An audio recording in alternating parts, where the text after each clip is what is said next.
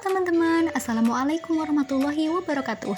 Perkenalkan, nama saya Misila Duyanti dengan NIM 401200073 dari kelas Ekonomi Syariah C, akan membahas tentang sebenarnya apa sih pentingnya kita mempelajari perilaku organisasi. Yuk kita bahas nih. Tapi sebelum itu, mari kita cari tahu dulu sebenarnya organisasi ini apa sih? Organisasi, siapa sih yang nggak tahu sama organisasi? Organisasi merupakan sekumpulan orang yang terintegrasi atau bersatu, lalu mereka bekerja sama untuk mencapai tujuan yang telah ditentukan dengan kinerja yang lebih efektif dan efisien. Lalu, pengertian dari perilaku organisasi itu apa sih? Pada dasarnya, perilaku organisasi adalah suatu bidang studi yang di dalamnya mempelajari tentang bagaimana seseorang ataupun individu bisa bergerak dan berperilaku sesuai dengan organisasi. Salah satu tujuan utama dari studi perilaku organisasi adalah agar bisa merevitalisasi teori organisasi dan juga mengembangkan konseptualisasi kehidupan organisasi yang lebih baik. Lalu, apa sih pentingnya mempelajari perilaku organisasi? Urgensi dari mempelajari perilaku organisasi yaitu perilaku organisasi adalah studi sistematis tentang tindakan dan sikap yang ditunjukkan orang dalam organisasi sehingga membantu setiap individu untuk memahami perilakunya.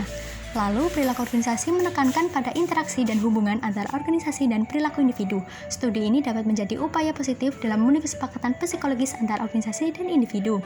Lalu, perilaku organisasi ini memberikan kepuasan kerja kepada karyawan dan membantu dalam mengembangkan perilaku yang berhubungan dengan pekerjaan dalam organisasi. Lalu, perilaku organisasi membantu cara membangun iklim yang motivasi dalam organisasi, dan yang terakhir, perilaku organisasi membantu dalam membangun hubungan antar individu dengan lebih kondusif. Lalu, pentingnya mempelajari perilaku organisasi. Yang pertama, perilaku organisasi akan bertindak sebagai map atau petunjuk untuk kehidupan anggota yang ada di dalam organisasi ini.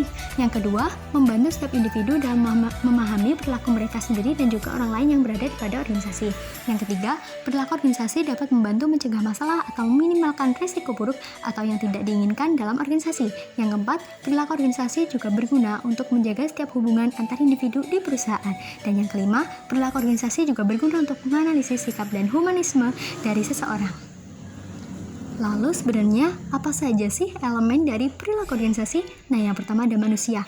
Manusia adalah suatu sistem sosial di dalam internal organisasi. Manusia yang akan menjalankan sesuatu untuk mencapai tujuan. Yang kedua ada struktur. Struktur ini akan mengarah pada pembagian kerja dalam organisasi sehingga setiap orang dapat melaksanakan sesuai tugas dan tanggung jawabnya.